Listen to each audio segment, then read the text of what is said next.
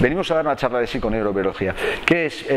Voy a presentaros un curso, un proyecto que estoy realizando sobre un curso. Vamos a estudiar entonces la relación entre la psique. Vamos a clarificar qué entendemos por psique también, el sistema nervioso, estudiando también las distintas partes y las consecuencias de estas distintas partes del sistema nervioso, y la biología o las funciones biológicas que realizamos a través de nuestro cuerpo, las funciones, el movimiento y las distintas funciones biológicas. Y vamos a intentar investigar, más que nada investigar en todos los últimos hallazgos que hemos podido adquirir, que nos darán información sobre estas relaciones. Luego, es más que dar una serie de conocimientos, más abrir a través de una información, abrir muchas posibilidades de nuevos conocimientos. Es más una propuesta que una verdad, ¿no? Que vengas y digas esto. También que no es una técnica más que vayamos a aprender o la que os voy a decir e informar hoy, sino que es más bien una metodología. Esto tiene unas consecuencias tanto a la hora de la aplicación, porque se puede aplicar de forma personal o de forma profesional, como que no es tampoco algo que se aprenda y ya está. Es un conocimiento que os va, como os he dicho antes, a abrir puertas, a entrar, a descubrir muchas cosas, las cuales podremos aplicar para sentirnos mejor. Que yo creo que es el fin, porque estamos aquí en una escuela, ¿no? Que es para eso, ¿no? No me he equivocado, estoy en una escuela que es para cosas que nos hagan sentir mejor. Bien, los fundamentos del curso. El curso está basado en una visión holística del ser humano. Vamos a buscar el comprender los mecanismos que nos gobiernan para poder así vencer la ignorancia que hace que nos sintamos, entre otros sentimientos, a veces muy víctimas del mundo. Y a través de adquirir estos recursos nuevos de conocimiento poder sentirnos mejor y tener una vida más plena. Suena bonito así, ¿no? Así hasta ahora lo compro, ¿no? Porque hasta ahora suena bonito.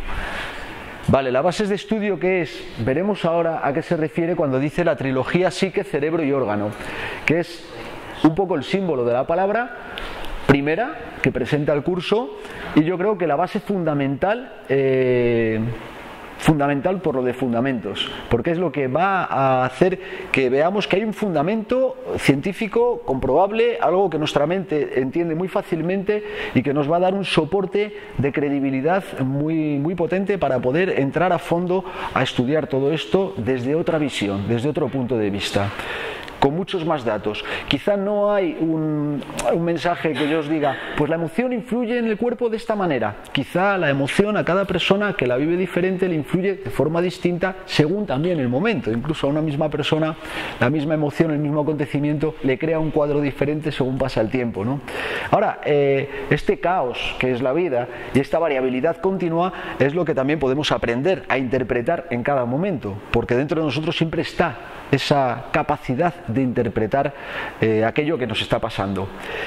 Y por adaptación yo entiendo que el bienestar viene muy de la mano de la adaptación, puesto que, y lo veremos, la enfermedad o el desequilibrio se da muchas veces por la incapacidad de encontrar la mejor forma de adaptarnos a las circunstancias que el entorno o el entorno, nosotros para adentro, nos proponemos o nos propone la vida.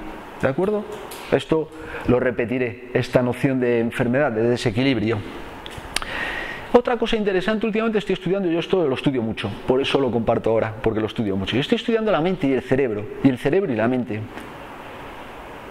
¿Está la mente en el cerebro?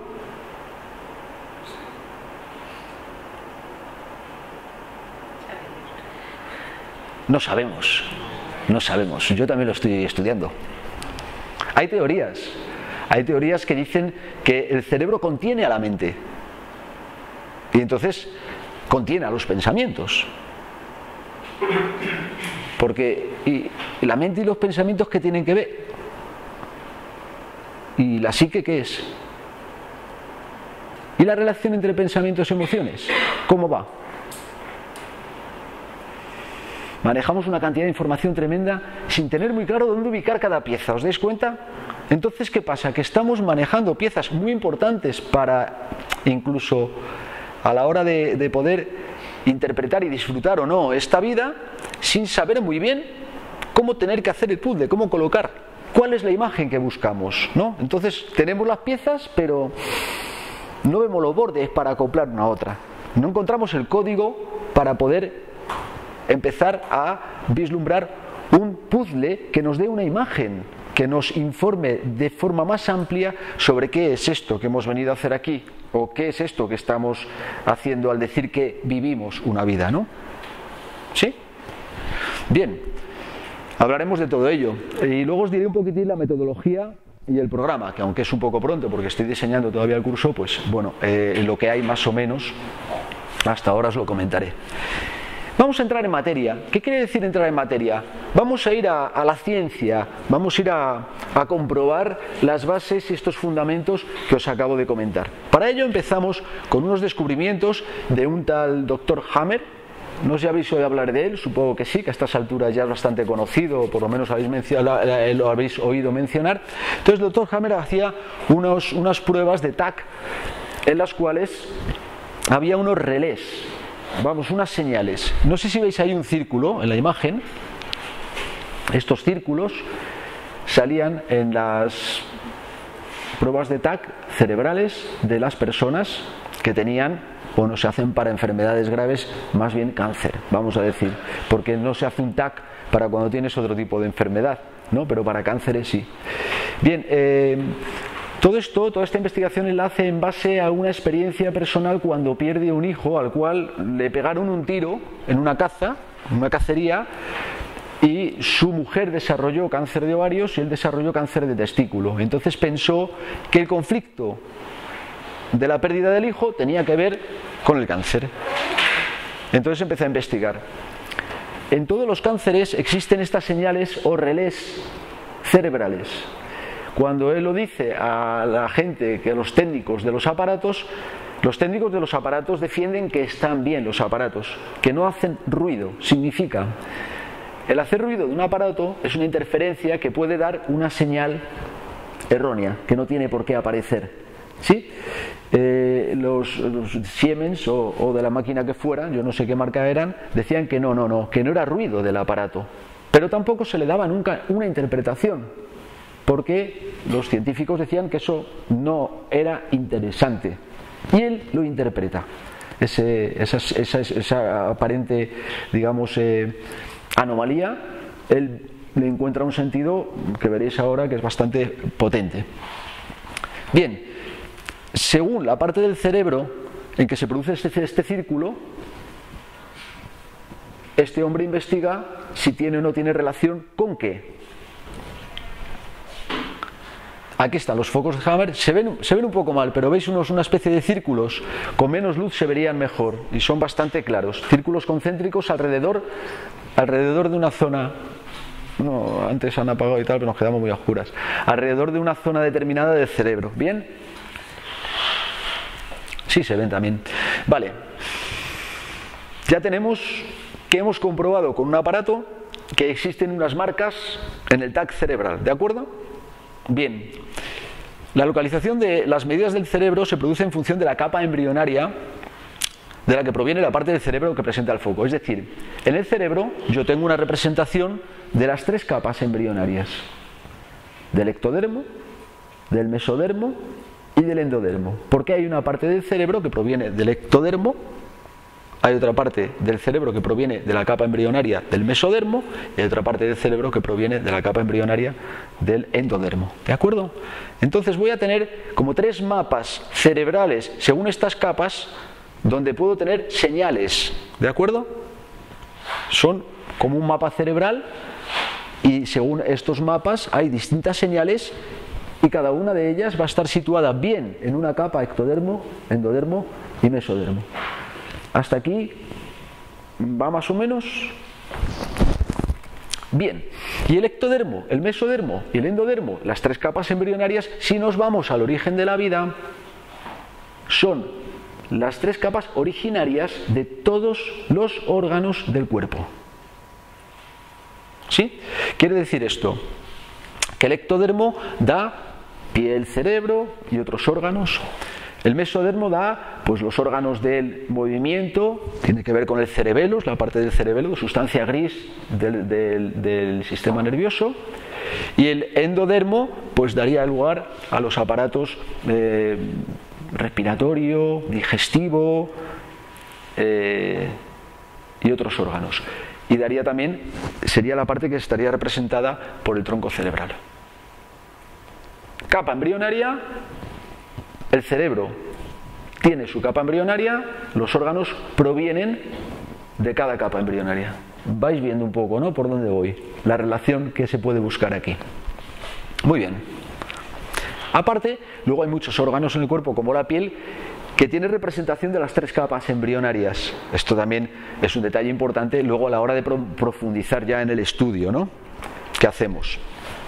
Bien, entonces tenemos una relación entre la capa embrionaria, el cerebro y el órgano.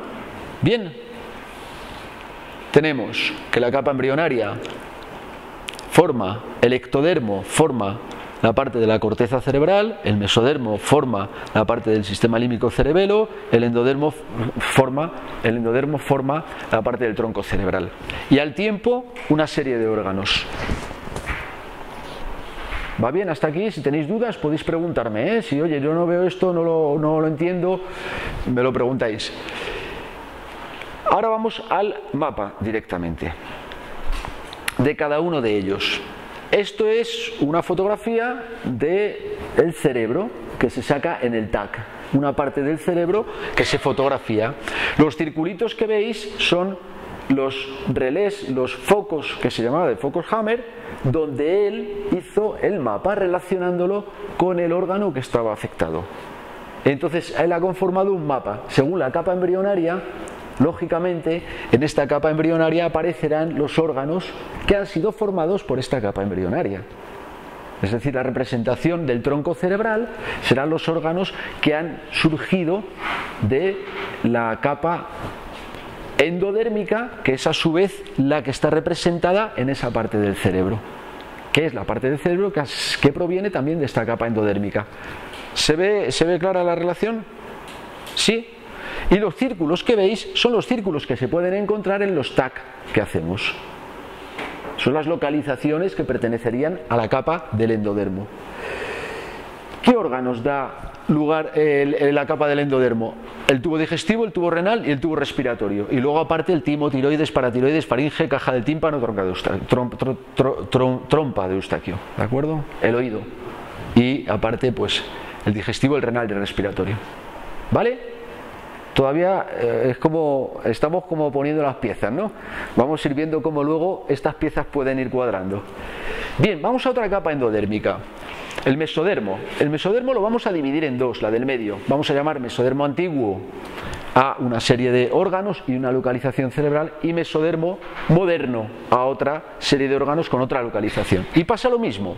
Tenemos una parte del cerebro que corresponde a estas señales y a este tejido mesodérmico, y tenemos una serie de órganos que parten de esta parte del mesodermo: mesotelio, la pleura, el pericardio, dermis, cutáneo. Y antes no he hablado, antes he hablado de supervivencia, que no os lo he mencionado, y ahora os señalo protección. Si veis, el pericardio, la pleura, el mesotelio y la dermis, todo ello tiene que ver con la protección en el organismo. Antes era el sistema digestivo, alimentación, respiratorio, poder respirar, y entonces el renal, que es sin líquidos no podemos sobrevivir, era supervivencia. ¿De acuerdo? Vamos con otro. Y este será el mesodermo nuevo, y en este se conformarán el esqueleto, los músculos, todo el tejido conjuntivo, las corticosuprarrenales, es decir, que aquí hablamos de capacidad de movimiento. ¿Vale? De capacidad. Y esto está regido por el cerebelo. Luego, en la representación del TAC del cerebelo, va a aparecer las señales que tenéis en naranja, van a ser las zonas que van a hablar o que van a representar a distintas partes u órganos del cuerpo relacionados, en este caso, con la capa del mesodermo y que van a tener relación con nuestra capacidad. Bien, las suprarrenales, que nos da la capacidad energética de poder movernos, y el sistema osteoarticular, que nos genera la capacidad de movimiento. Y avanzamos. Y nos vamos al ectodermo. Y aquí tenemos el tejido nervioso y la piel. Vamos a dejarlo ahí, aunque siempre tiene, vamos a hacer una presentación hoy un poco superficial, luego hay matices, pero quizá para tener una idea como la que quiero dar hoy, que es como un planteamiento global, es más fácil no entrar a mucho. Esto es muy interesante, la homeopatía es la caña de España, porque lo de que el cerebro y la piel sean lo mismo, y luego el otro día los que estuvisteis en globalidad visteis que era así, porque ¿cuál era el cerebro de la célula? ¿Cómo? La membrana, eso es, la membrana, la piel. La piel es el cerebro. ¿Por dónde sentimos? ¿Por dónde percibimos? Por la piel. La piel y el cerebro tiene mucho que ver. ¿Por qué ocurre? Que fíjate que la piel está lo más fuera y el cerebro está lo más dentro, metido incluso detrás de un hueso y bien protegido. Esto, en el embrión, hay un momento determinado en que en el desarrollo del embrión hay una invaginación, como la hernia de hiato. ¿Sabéis que el estómago se mete como en el tubo y por eso escuece tanto? Pues es lo mismo, una invaginación dentro que hace que la misma capa embrionaria, el ectodermo, como se invagina hacia adentro, quede una parte dentro y todo el resto rodeándolo fuera. Esto se ve en el estudio de cómo se desarrolla el embrión. Así que tenemos la piel y el cerebro que provienen del ectodermo. Y aquí tendríamos los relés, vamos a decir, los focos de Hammer, los circulitos, donde si aparece una señal, quiere decir que hay un órgano afectado. Él diagnosticaba el órgano afectado un 99% de fiabilidad. Impresionante, con estas señales. O sea, ¿cómo decir? No voy a decir que esto sea la Biblia, pero son datos muy a tener en cuenta, muy fiables. Está hecho un mapa.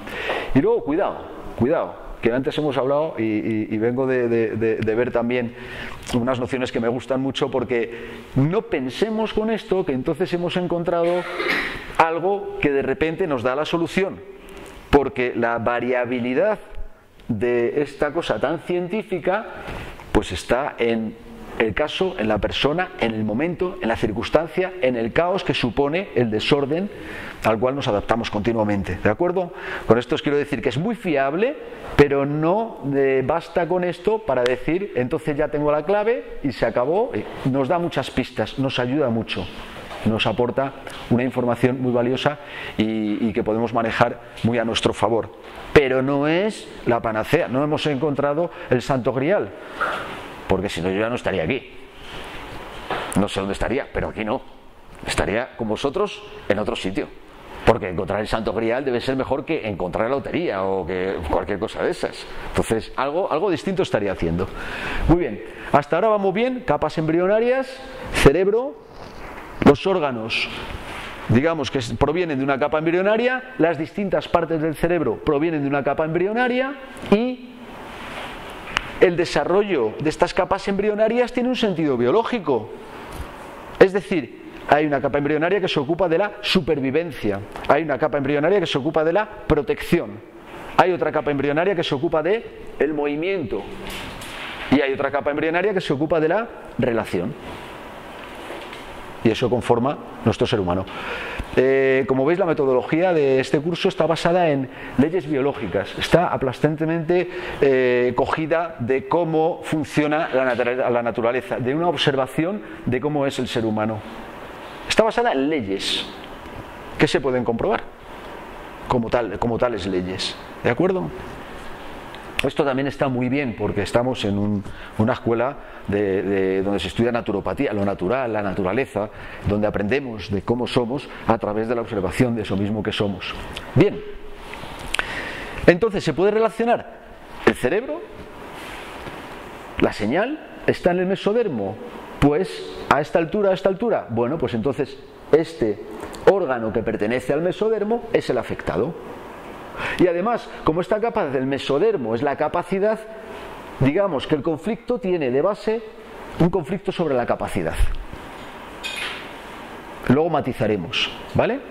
Pero ya no es lo mismo que yo no tenga para comer y mi conflicto sea que no tengo para comer, entonces haré un cáncer digestivo, a que yo no tenga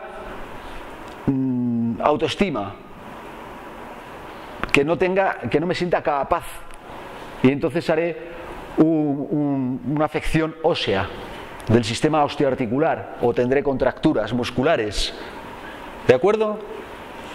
Y si tengo problemas de relación, pues posiblemente tenga afecciones de piel o ya incluso del sistema nervioso. Hay 4 conflictos básicos. La supervivencia se encuentra relacionada con el endodermo. ¿Por qué? Hemos dicho que el endodermo conforma el bocado, el alimento, el sistema digestivo, la respiración que necesito para vivir, respirar, comer, y la gestión de los líquidos. En cuanto nosotros tenemos que estar fuera del agua, que es el origen de la vida a nivel filogenético, pues tenemos que aprender, para poder estar fuera del agua, tenemos que tener un órgano que gestione los líquidos, porque somos el 75% agua. Sin este órgano, pues no podríamos vivir. ¿Vale?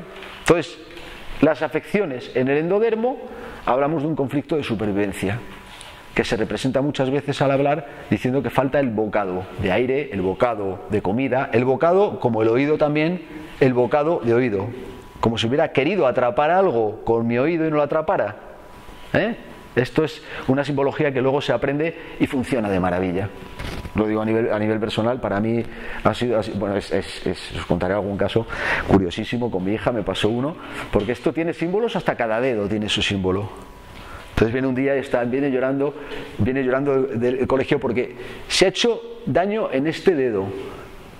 No sé cómo uno se puede hacer daño en este dedo sin que le afecte a los otros.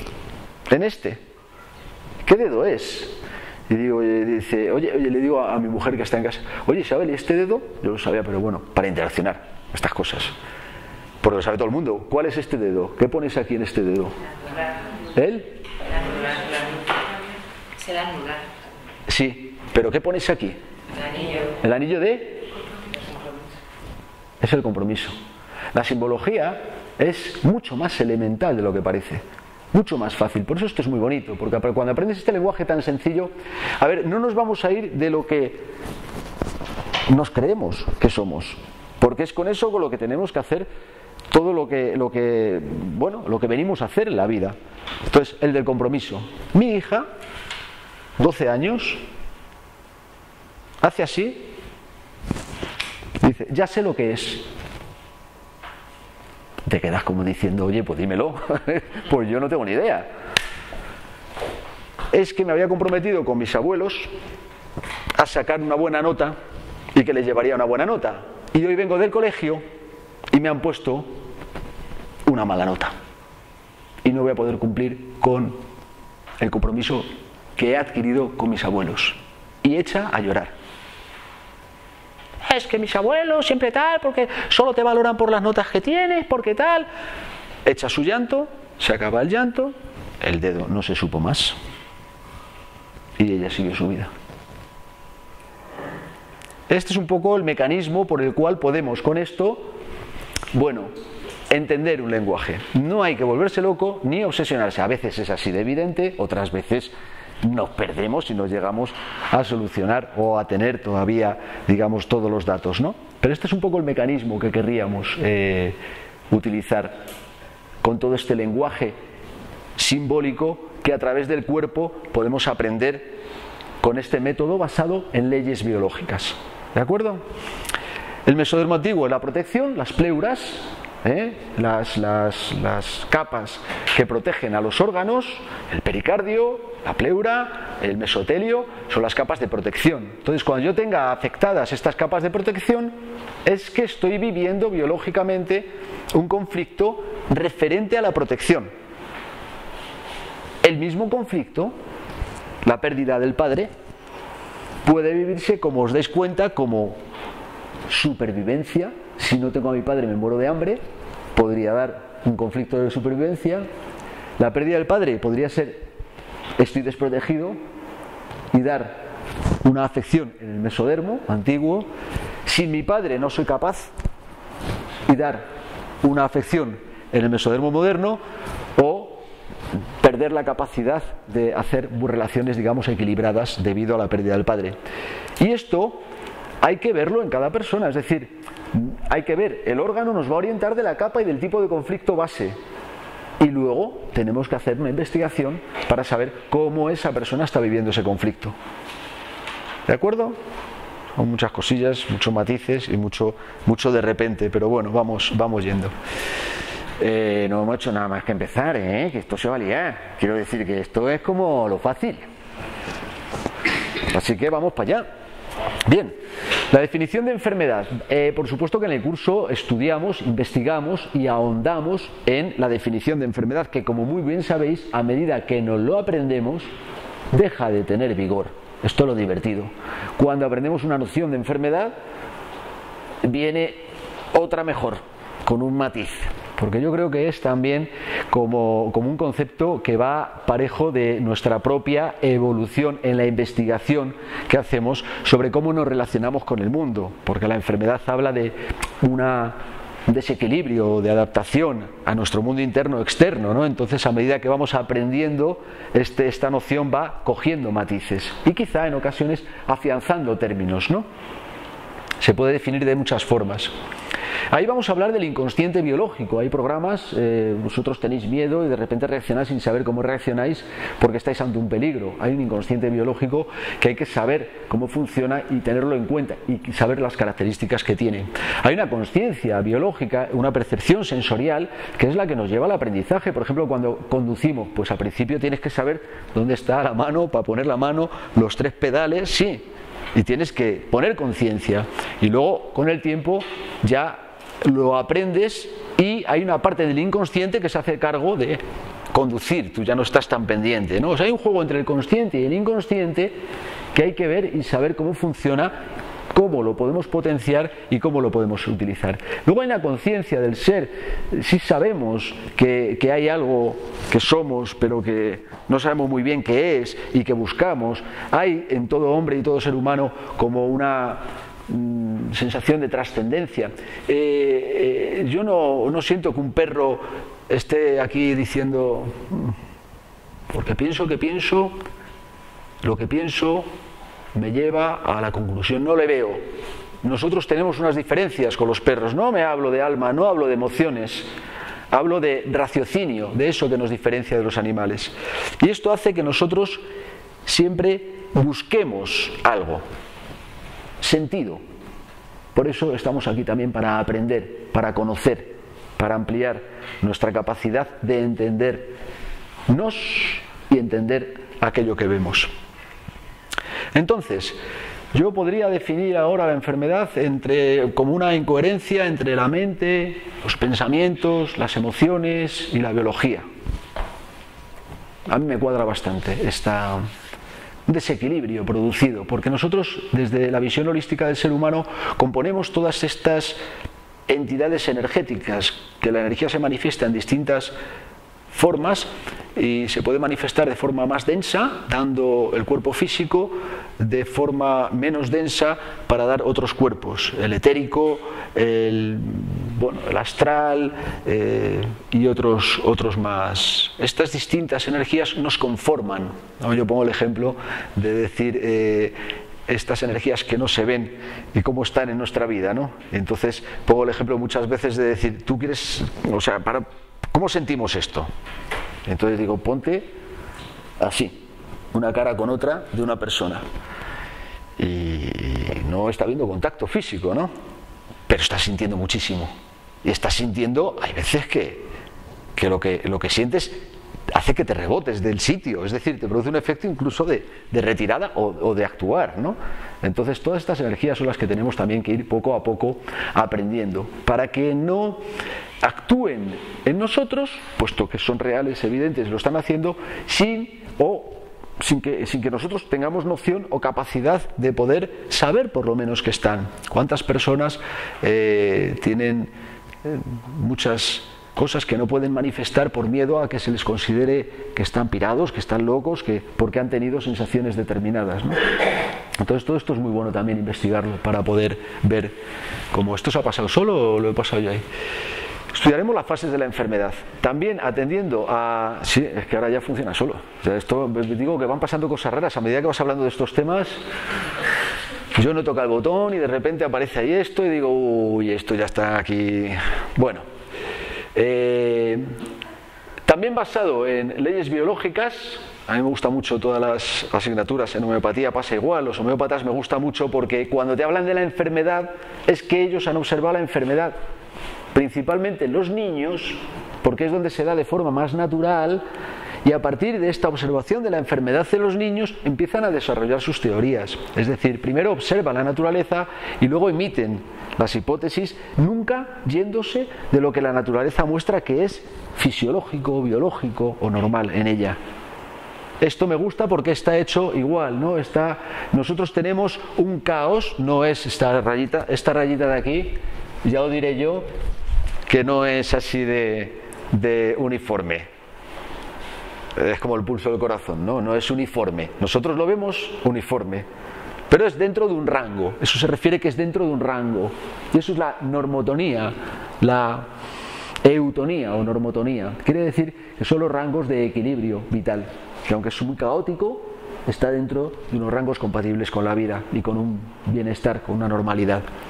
Cuando tenemos un conflicto, de repente entramos en simpaticotonía. Quiere decir, para que nos entendamos, que es un palabrejo, cuando decir estoy estresado. Eso es simpaticotonía. Tienes las manos y los pies fríos, duermes mal por las noches, estás como con ansiedad, con signos de ansiedad.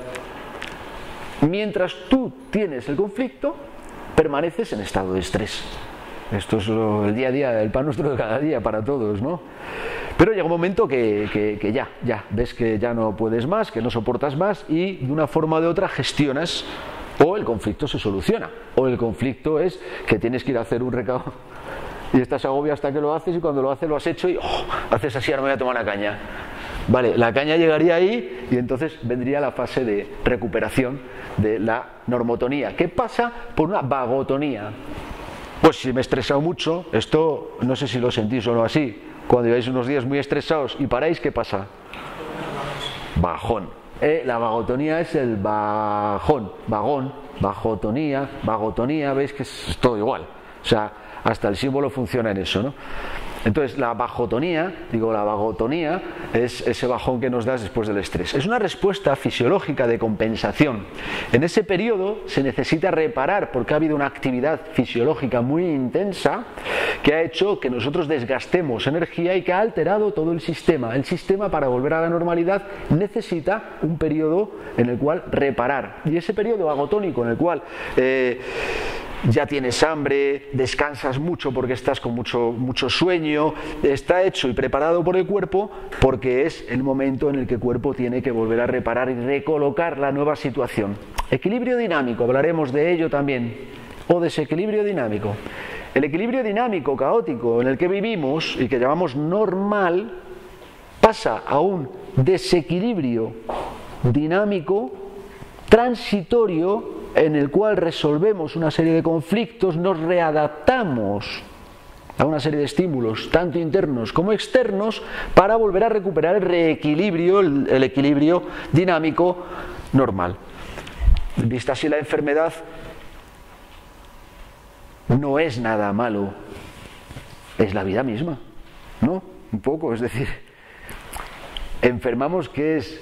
Pues enfermamos es que estamos solucionando nuestra capacidad de adaptarnos al entorno y, como he dicho antes, al entorno, ¿no? También a nuestro mundo interno, es decir, cómo gestionamos el cómo nos vemos, cómo nos sentimos, cómo nos ven los demás, cómo nos sienten los demás y cómo sentimos nosotros el mundo. ¿De acuerdo?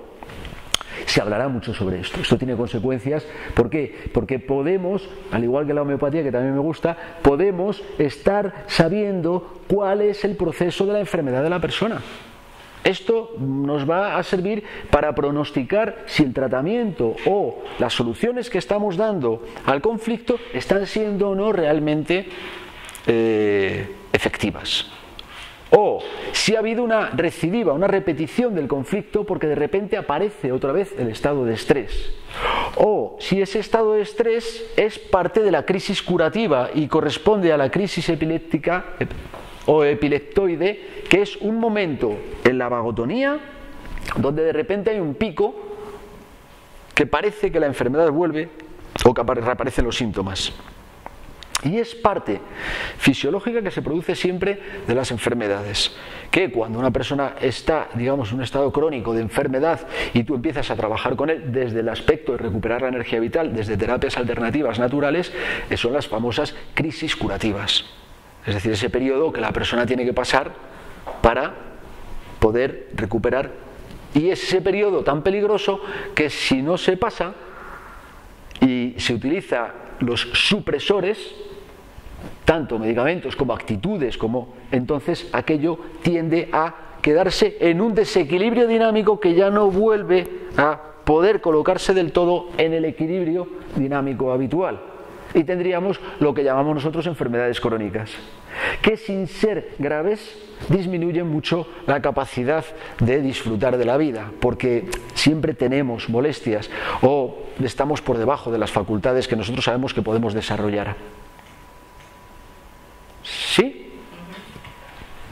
Es que veo unas caras que digo, no sé si tengo que tantear porque igual me estoy yendo por los cerros de Úbeda. Vale, el síntoma. El síntoma es muy interesante también y hay que saber y plantearse desde el principio qué es un síntoma y saber luego interpretar estos síntomas en función del objetivo que queremos. Entonces, bueno, es la semiología en homeopatía también, que sería esta parte, es muy bonita porque el síntoma nos va a dar mucha guía. Y como os he dicho antes, tampoco podemos hacer del síntoma como bueno, el director como tengo este síntoma y esto significa aquello, ¡pum! Y entonces llegamos a lo que en ocasiones se llega a la medicina, que vas allí y dice, pues está teniendo usted esto. Dice, no. Dice, ¿cómo que no? ¿Pero es esto? O le dices tú al médico, con esta pastilla me pasa esto. Y el médico te dice, no, eso no te puede pasar. Y dices tú, bueno, pues me pasa, vamos, lo sabré yo, que es que ya son 3 veces, lo dejo y lo vuelvo a tomar y me pasa otra vez. Y, no, eso es imposible que le pase. Entonces, bueno, todo esto puede pasarnos a nosotros. Si nos ponemos talibanes del síntoma. No. El síntoma es, y veremos qué aportaciones nos da, pero nunca de una forma. La función es aportar la orientación adecuada. No de repente he encontrado ya, como decía antes, el santo grial y ahora ya donde esté el síntoma que se quite el resto. No puede ser. Los síntomas se indican a través de las sensaciones, el lenguaje entre nuestro consciente e inconsciente. Cuando chasqueamos por ser incoherentes, nuestro cuerpo habla. Esto es lo que diría. Entonces, nosotros podemos engañar a todo el mundo. Pero ¿sabéis a quién no podemos engañar? Al inconsciente, a nosotros mismos. Y eso lo sabéis vosotros. Porque en ese lenguaje interno, si somos honestos, sabemos cuando estamos pecando. Cuidado, que también el juicio del pecado lo emitimos nosotros, pero sabemos cuando nos estamos sintiendo mal, cuando estamos haciendo algo que no es lo que más nos conviene hacer, si somos honestos y si hacemos un trabajo de sinceridad personal, que esto también es el trabajo en sí mismo, ¿no? Vamos a buscar. Cuando aparece un conflicto entre nuestro consciente e inconsciente que confronta lo que me gustaría y la realidad, tela, esto se va complicando ya, porque eso de me gustaría y la realidad, y qué es la realidad y qué es el me gustaría. Y ahí ya entramos en temas delicados. Aparecen los síntomas. Y pongo mi ejemplo. Yo tenía un dolor de rodilla, yo soy instructor de Qigong y hago Tai Chi, hago Qigong, hago Tai Chi. Podéis imaginar que para dolor de rodilla no, porque no, para eso no lo hago. Y que esté 3 años con dolor de rodilla sin que se me quite haciendo Tai Chi, Qigong y demás, pues digo, pues aquí hay algo que no funciona. Aparte de alimentarme bien, aparte de arcilla, que yo conozco muchos métodos y la arcilla va de maravilla para la inflamación de rodillas, que lo sepáis, ¿eh? Te la alivia un día, 2 días, al tercero vuelve el dolor de rodilla. Yo pensaba si era mi padre que tuvo este dolor de rodilla toda su vida. Y digo yo, pues es que es hereditario, estoy marcado por la herencia y ya está, y como la rodilla y yo, mi padre y yo, ya, se acabó, no hay nada que hacer. No, descubrí que el victimismo genético no es para nada una realidad y seguí investigando y tal. Y con este método dije, a ver si es que yo sencillamente siento que me tengo que arrodillar en mi vida todos los días y por eso me duele la rodilla, porque vivo la vida y la siento como si me tuviera que someter a mi socia. Y descubrí que era así. Lo trabajé justo cuando hacía la formación de toda esta serie de estudios. Me dejó de doler la rodilla y hasta hoy no me ha vuelto a doler. No es siempre así, pero hay veces, os cuento los casos más llamativos, siempre hay que vender la moto un poco, ¿no? Porque si no, ¿quién viene? No viene nadie. Claro. Si empiezas a contar todo lo que está más turbio, más tal, pues al final te quedas solo aquí hablando. Así no puede ser. Pero muchas veces, en muchas ocasiones, se dan estos casos tan sencillos. Como veis, en cierto aspecto asusta, ¿no? Porque tenemos muchos datos ya muy claros sobre lo que está pasando. Es decir, a mí si me duele el hombro derecho o me callo en casa, o le estoy diciendo a mi mujer que tengo conflictos con ella, porque es la pareja. No hay más. Entonces estos métodos nos llevan a ¿qué? A poner las cartas ahí encima de la mesa y decir, vamos a jugar. Vamos a jugar con ello. Sin agobiarse, pero vamos a jugar con ello. Y cuidado, que no son 2 más 2, 4. Que el conflicto de la pareja puede ser que sea mi pareja o una pareja simbólica también. Que en todo esto hablamos de distintos planos. Entonces puede ser que de repente una esté actuando más como pareja de otra persona que con mi pareja, por ejemplo. Es decir, hay muchos colores en el cual hay que leer los símbolos, ¿vale? Por eso no hay que decir pum, pum, matemática. Bien, el dolor no me ha vuelto como veis, la rodilla está perfecta. Vale, con base a estas premisas y apoyado en las leyes biológicas y en experimentos científicos, tanto de la física cuántica como de la epigenética, porque al haber estudiado farmacia, para mí es como muy importante que todo esto yo lo entienda. A mí siempre cuando me explicaban cosas y me decían, incluso me acuerdo de la carrera de farmacia, cuando de repente llegan con el electrón y me dicen que me dibujan, el electrón es esto, y es un átomo, bueno, un átomo, no el electrón, un átomo, es como un núcleo donde hay neutritos, neutrones, protones, los protones no tienen carga, los neutrones la tienen positiva y luego andan bailando por aquí, así, te hacían así, te hacían así y te hacían así. Electrones. Y aquello en química inorgánica me parece que todo era con ecuaciones. Cuando estudias química orgánica, química inorgánica, las ecuaciones de Rödinger, pero madre mía del Rödinger, aquel con la ecuación aquella, que tenías que ponerte la en chuleta casi porque es que aquello era interminable. De las raíces cuadradas, de lo que tenía, de lo que no tenía. A mí todo eso de las raíces cuadradas nunca se me ha dado. Ahora, si yo os digo que la derivada, yo me la aprendí de otra forma y es la tangente en un punto determinado de una curva. No sé si me sirve o no, pero yo lo entiendo mejor así. La derivada es la tangente en un punto determinado, en una curva. Es la derivada. No sé para qué sirve o para qué no, pero yo me quedé más con el concepto. Y esto decía que toda esa fórmula enorme, dificilísima de aprender, era en farmacia, ciencia exacta, la probabilidad de que el electrón estuviera en un momento determinado en un punto determinado. Y yo me paré y dije, ¿tú me estás diciendo que todo lo que estamos haciendo como ciencia se basa en una probabilidad? Y me quedé así y dije, uy madre, aquí hay cosas muy raras.